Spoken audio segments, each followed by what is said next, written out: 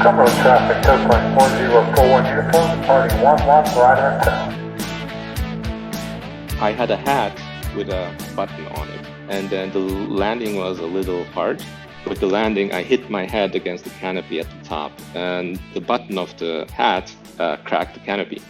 Welcome to Soaring the Sky, a glider pilots podcast. Hello, my name is Chuck. I am your host, coming to you from the Mid-Atlantic region here in the United States and flying with the Cumberland Soaring Group. This is episode 63. Welcome back to Soaring the Sky. Thank you for joining us for another episode. We do have another great guest on the way for you in a minute. But I want to send out a big thank you to our new Patreon pilot, Ryan Tradeo. Thank you very much for supporting the podcast. And thank you also to our other Patreon patrons who continue to support the podcast. If you like to do that, you can go to patreon.com/soaringthesky.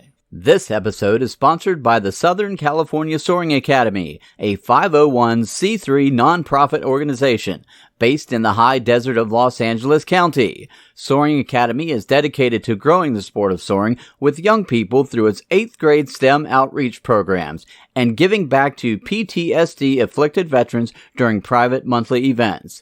Flight lessons in mountain soaring are available year-round to the general public, Friday, Saturday, Sunday, and Monday. To learn how you can get involved, check them out on Instagram and Facebook at Soaring Academy or online at SoCalSoaringAcademy.org.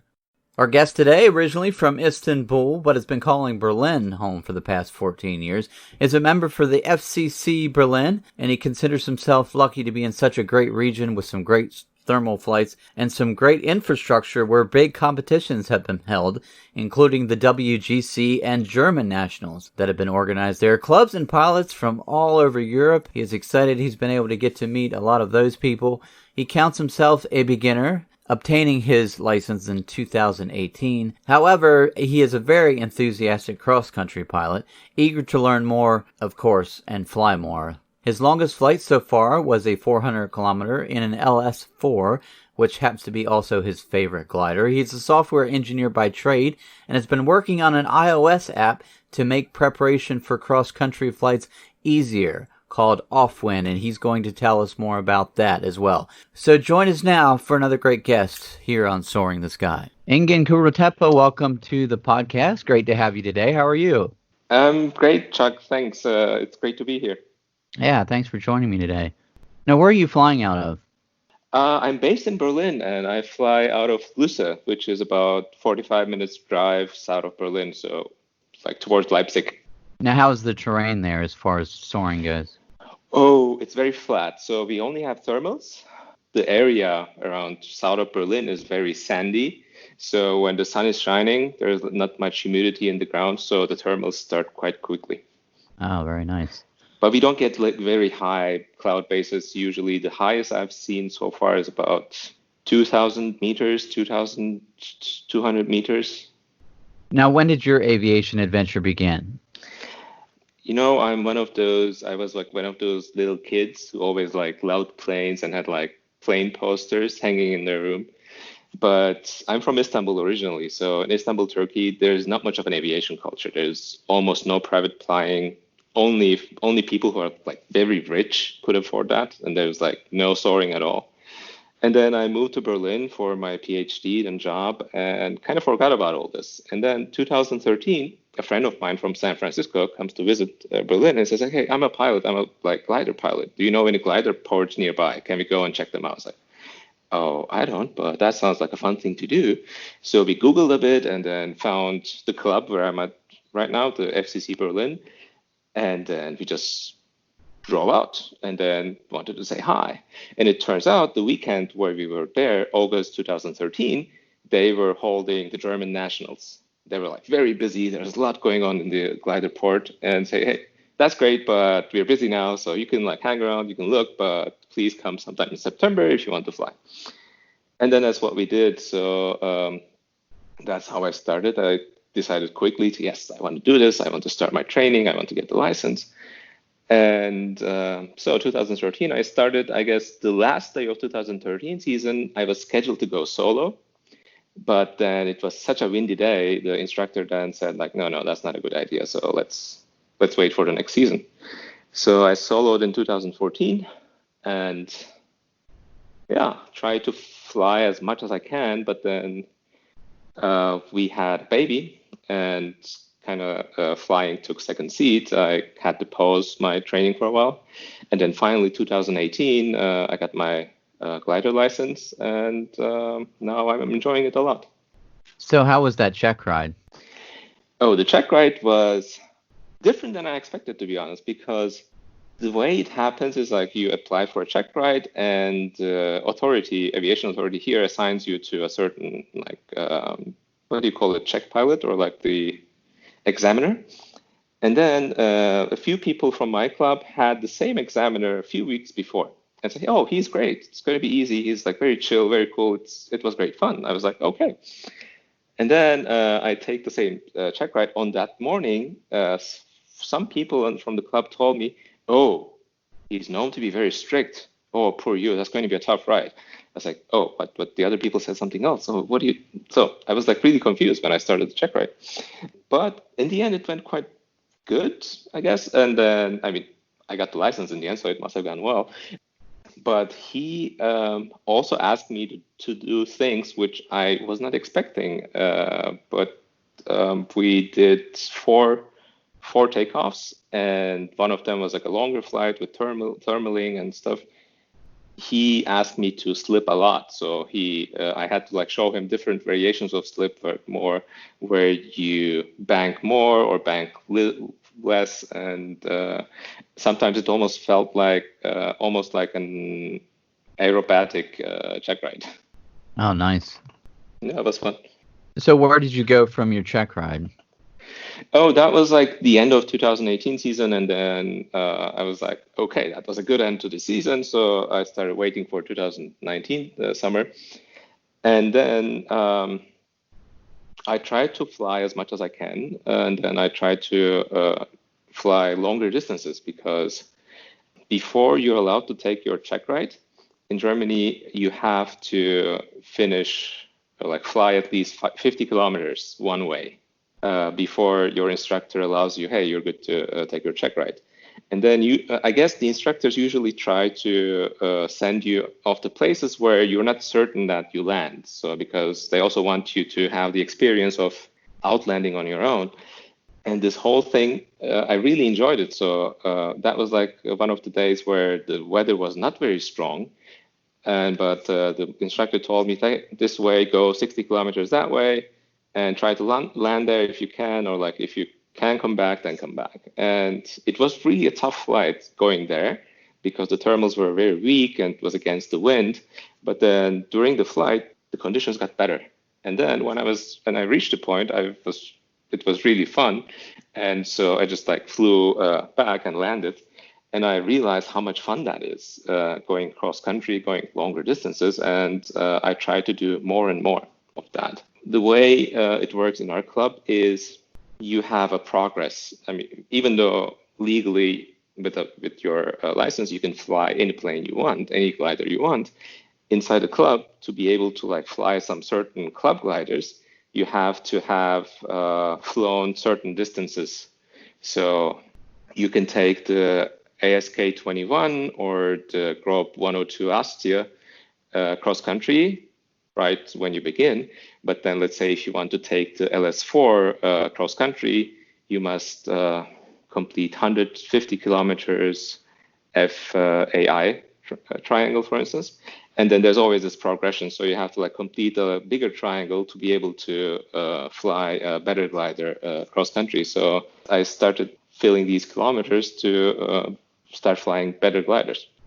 Did you train in the 21? Yeah, we have two 21s, which we use for training in the club. And what are you flying right now? Last season, most of my hours were in an LS4. Oh, nice. Yeah, I really like that ship because I'm pretty tall. I'm almost 6'5", 1 meter 94, 95. And for instance, I hate the Astir because I just don't fit in it. I just very tight. And the LS4 feels very comfortable, and it also flies really well, I think. I really like that ship. Now, are you doing a lot of winch launches? Yeah. We we almost exclusively do winch lounges at the club. I don't even have, what do you call it, the right to do aerotow. Have you had any scary winch launches? I'm thinking, not really. I think I was lucky. Like the only one that I can remember from like where it was like it wasn't really dangerous, but it was unexpected. It was like my first winch launch with a discus, and then the winch pulls, so we start rolling. I start rolling, and it just like takes off the ground, and then just when I start pulling, I realize suddenly all the pull is gone. The winch is not pulling anymore. I just I aborted and just landed straight. So, but that's the only thing I can remember as like a remarkable winch launch. Do you remember what your altitude was? Oh, it was pretty low. It was like definitely below 50 meters. It was just, we had just started. The winch had started just pulling, and the discus just left the ground, and then it was gone. Maybe 10, 20 meters, 30 maximum. So straight ahead, back down, and you're good. Yeah. We have the club has a very big strip. So the club is located where it was East Germany before. And then the airfield that we're using used to be an emergency landing field for Russian MiGs. So it's 1.3 kilometers in length and 600, 700 meters in width. So it's a big area. So we can usually land just straight ahead. Oh, good place to train then. You have plenty of room. Oh yeah, we have a lot of room. It's a great place to train. Any strange experiences while in the cockpit, things you've seen? One thing that, because you asked about the winch lounge, but I had like one landing where it was, actually I had two landings where they were remarkable. Maybe I can mention them. One of them was before I had gotten my license. I was like one of my first flight with the Grob Astria, and then I had a hat with a button on it. And then the landing was a little hard. And then because I'm so tight in the cockpit, with the landing, I hit my head against the canopy at the top, and the bottom, the button of the hat cracked the canopy. Oh. And I was very lucky that I have a thick head, because it could have just like cracked my skull as well. Yeah. So that's like one remarkable landing that I had. And the second one was I was coming in from a long flight with the LS4.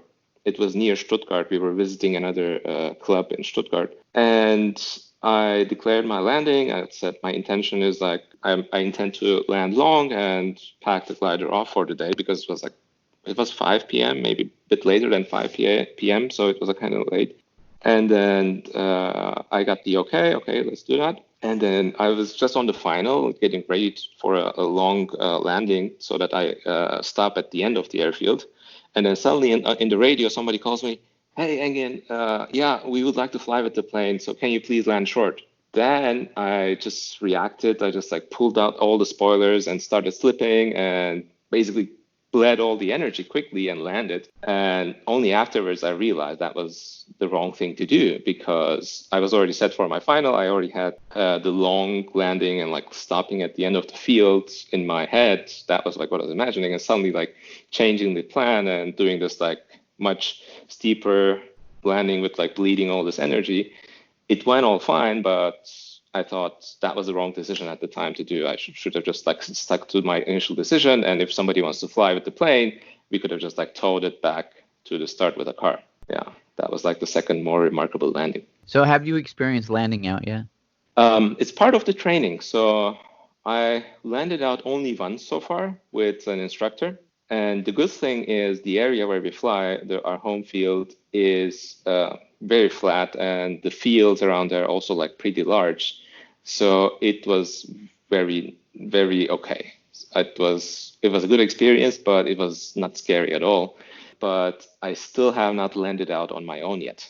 Do you have a lot of areas that you can land out that makes it less difficult, or the other way around? Oh, no, we have a lot of areas where we can land out there, like a lot of big fields. It's like flat everywhere. There are like some forests, but not that many.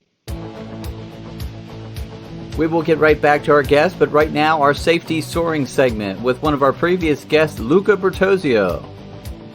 Take 5 minutes, relax, just take that time for yourself to think about what happened if I break the rope on takeoff, if windstorm coming, or if anything. Take 5 minutes, analyze what you can, and then relax and enjoy the thing, because you already pass into your brain your actions, your automatic motor programs that you're going to activate in case of any problem.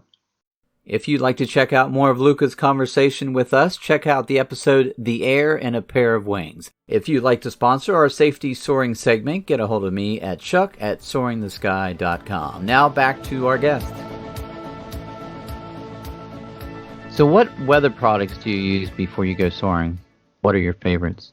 So this was like one of the things that I struggled with when I started cross-country flying, because the whole thing, you are so dependent on the weather, and it really makes the difference if you hit good weather or bad if you come back home or land out. And besides that, the weather is not the only thing, right? So you also have to, the area where we're flying, it's not too bad, but we have a bunch of like airspaces around, some restricted zones, military zones, and things like that. And sometimes they turn off for the weekend, but some weekends they're on, they're active. So this is all part of this flight planning. And at the beginning, I found it really hard because you have to check different websites for this, and they're all different. And in the club, we always have this like old desktop machine with the browser window open to those. So you have to go and like talk also with the other people, other pilots who are planning their cross-country flights who are more experienced than you, which is also a good experience.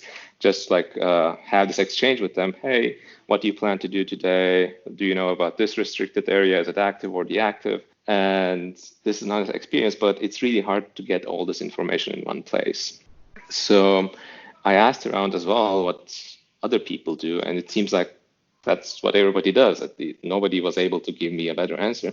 And at the club, we use the German weather service, DWD, for looking at the weather and then planning our days. A lot of the people also use Top Meteo, because these are two big German services. And SkySight is getting more popular as well.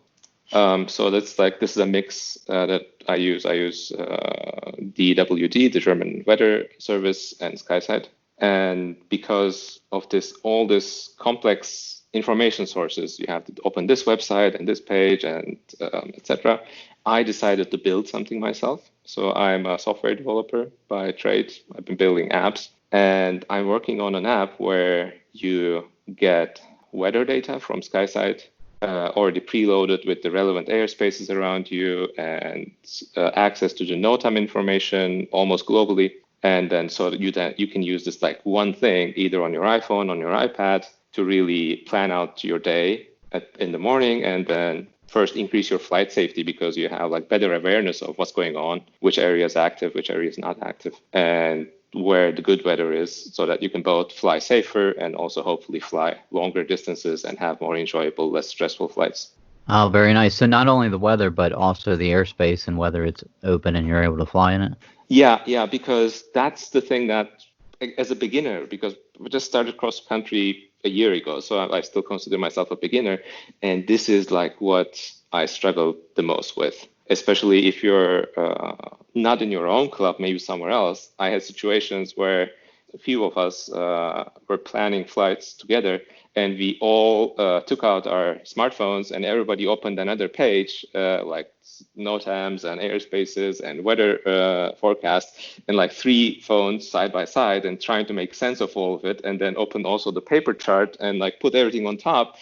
It was a mental overload thing, right? So so that's why I decided to build this thing where you have everything in one place. You don't have to like overlay information on your head, but we have these like magical computers in our pockets. Like, let them do the hard work for us. Right. Exactly.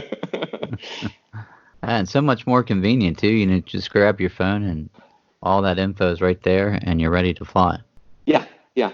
And I don't know. So because of this coronavirus situation, at least in my region of Germany near Berlin, there's no flying right now. So we are grounded. So I have not been able to use my own app for really planning a day yet. But I'm really looking forward to things getting slowly back to normal, so we get back into the sky and I can use my own app.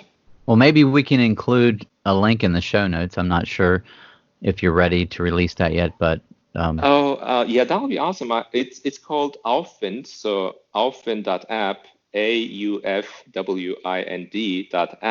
The website is already there. The app is getting close to release, and you can leave your email there if you're an iPhone or iPad user to register as a beta tester. And I'm like, these days I'm really sending out a lot of beta invites because I really want people, especially the ones who are not grounded, use the app and give me feedback. Great. We will definitely do that then. I'll put that in the show notes. All right. Thank you. So can you tell me about your cross country? You mentioned it briefly, but how's that going and what is maybe the furthest you've ventured out? The furthest I ventured out was last summer. We did like a club trip to another club near Stuttgart. So we took about 5 planes and there were like 12 of us. And then during that week, there was so good weather there. And there's I've seen cloud bases up to like 3,000 meters, like flight level 10. Technically, I could have gone higher, but in Germany, above flight level 10, Charlie airspace starts. So as a glider without a transponder, you're not allowed to go up there. And on that day, I flew all the way from Stuttgart towards east, toward München, Bavaria, and with an LS4. That was a great flight. It's good fun. And I ended up only turning back because I ran out of chart. So I had my Stuttgart chart on me. So when I reached the end of the chart towards east, towards Munich, towards Bavaria, I could have gone further, but then they told me it's illegal to fly on a region where you don't have the paper chart with you. And then so I turned back, and that was about 400 kilometers on that day. That was very memorable flight. That I really enjoyed that. And then that's when I really caught the cross-country bug, and I want to do more and more of this. Yeah, I guess once you get out there and start exploring, it just makes you want to do it more. Yeah. What kind of birds do you have in your area, or hawks? Have you flown with anything? Okay, you caught me, so I have no idea. I'm from Istanbul, so Istanbul is a city of 15 million people. So my animal knowledge ends at like, this is a bird, this is a dog, this is a lion, and I can't really tell one bird from another bird. It's a big one, white one, gray one, and so. But I really remember the first time. I think I was one of my early solo flights, and I was thermaling, and suddenly I noticed there are like a few other birds thermaling with me in the same thermal. It's like, I think 2 or 3 of them, relatively biggish birds, but I have no idea what they're called. And I yelled. I was like, it was so exciting. I said, whoa. And I really enjoy flying with birds because that's what I enjoy about gliding as well, because I also been in some small single piston planes, and there the engine is always in the front, so loud and vibration. It almost feels like you're constantly going through checklists and like looking at this gauge or the other gauge. But with gliding, it's a much purer form of flying. You're just out there in the nature using the energy provided by the sun and the energy in the air to fly. It's just like the birds, and most of the times together with the birds. That's great. Yeah, the powered guys are avoiding the birds, of course, but we get to fly with them. So I like that. Yeah, but last year we had like an open door at the club, and when we have like a public open door day, there are a lot of people who want to also experience flying. So we do normally any weekend somebody can come into our club, and if the weather is good and it's possible, we always give them a guest ride, right? But on this open door, we also give a big discount on them and like make advertisement into like neighboring towns for this. So there are a lot of people doing that. And then I took this young guy, maybe he's 18, 17, up. He's sitting at the back. I'm sitting at the front in the ASK-21.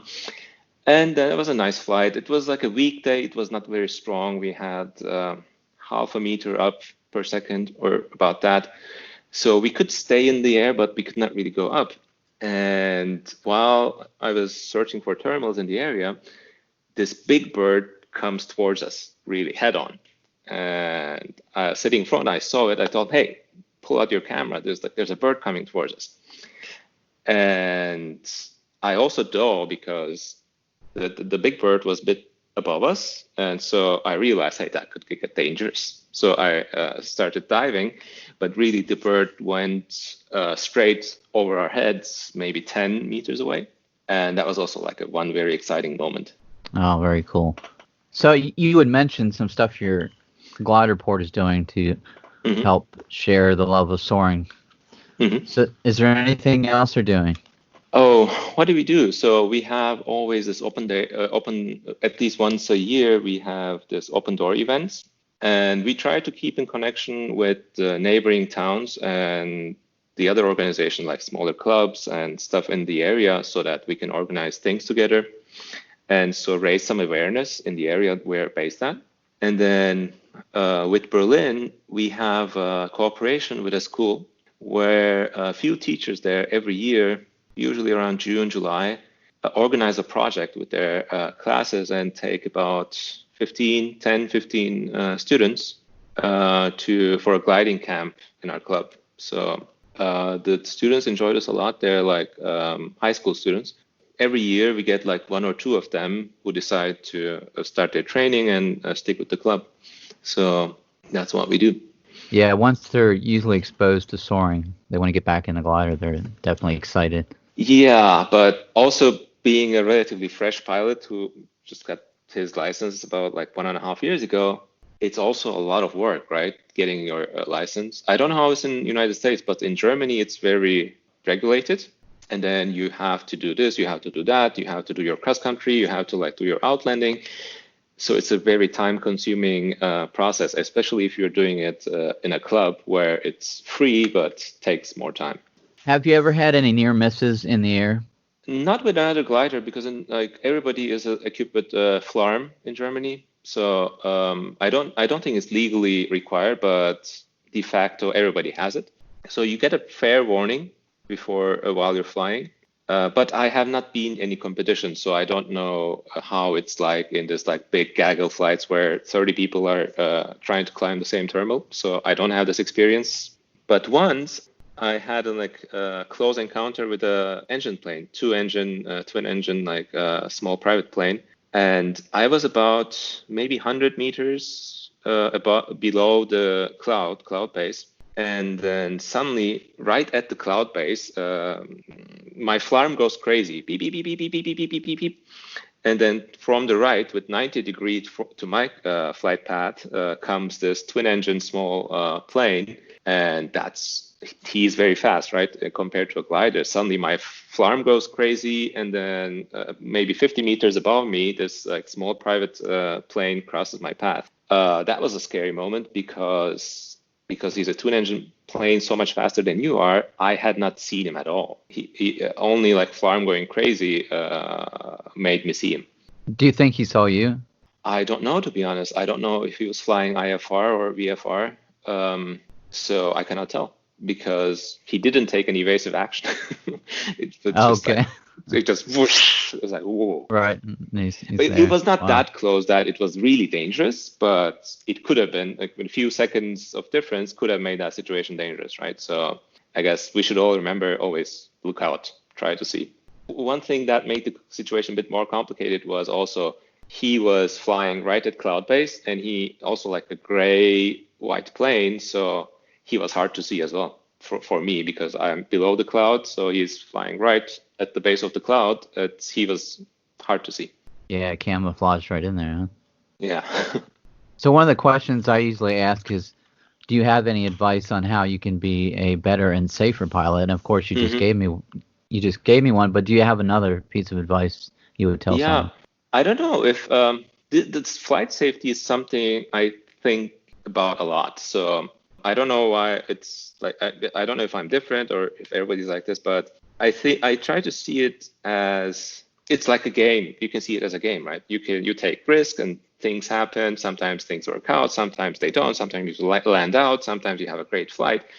But we should always be very, very careful not to make mistakes or take risks that would mean game over, right? So watching our minimum, don't get too slow or too low, and always try to remember it's not about like flying this kilometer or like going this high or like staying in the air so many hours and like flying this next greatest ship faster than somebody else. It's about, at the end of the day, having fun and get to fly another day. So I always remind myself, hey, maybe the terminals are not working today, so it doesn't matter. I'll just like go back, maybe try another winch launch. If it doesn't work out, then just like, instead of trying to like really fly frustrated, yeah, I have to catch this terminal and I just like 0.5 meter per second terminal, I have to like go up. Instead, hey, just chill, land, let somebody else try with the club plane and enjoy the day, and then try it another day.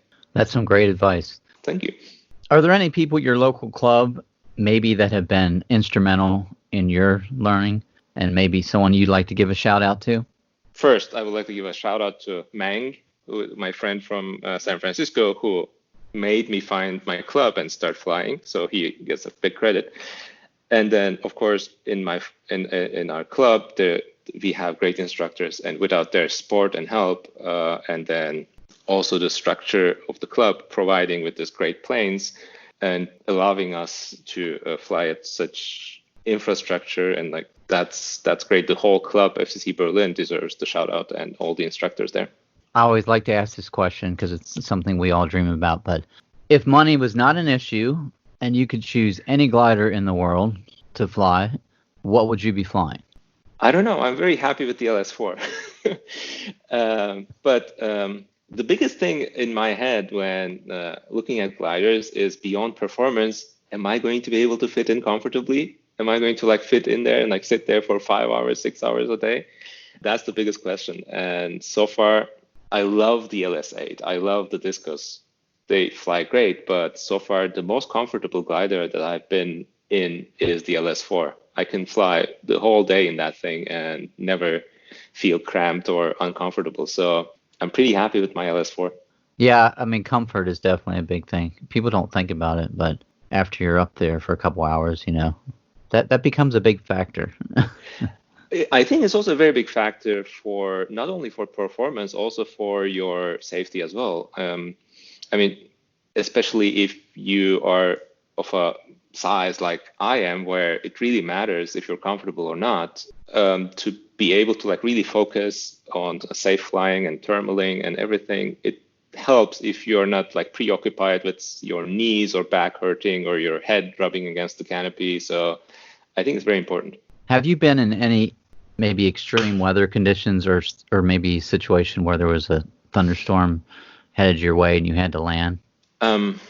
Not quite, but I was once in a situation, a close call, where one of my early solo flights with an Astia, and the instructors called me, hey, you have to land right now. And the reason was there was like a thunderstorm coming in, and during my final, it started raining, and the wind of like coming off that thunderstorm was so strong. Basically, it felt like my Astia during final was just sinking like an elevator instead of like making way above ground. It was very safe. I was high enough and everything went well, but that's when I felt, wow, that's strong.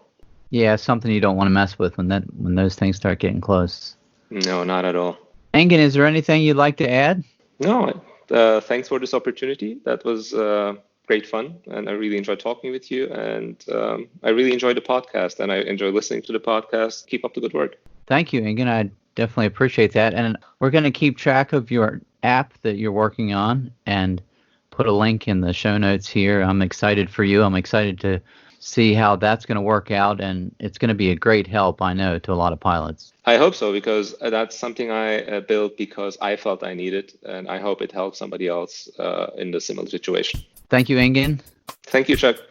Thank you for joining us for another great guest here on Soaring the Sky. If you want to interact with us on social media, Michelle will have all that info for you next. So have a great week. Stay healthy, stay safe, and happy soaring. If you would like to say hi, just drop Chuck a line at chuck@soaringthesky.com. Or you can send us a note on the website, soaringthesky.com. Also, if you're a pilot, we want to hear your story. Just send us an email and Chuck will get in touch with you.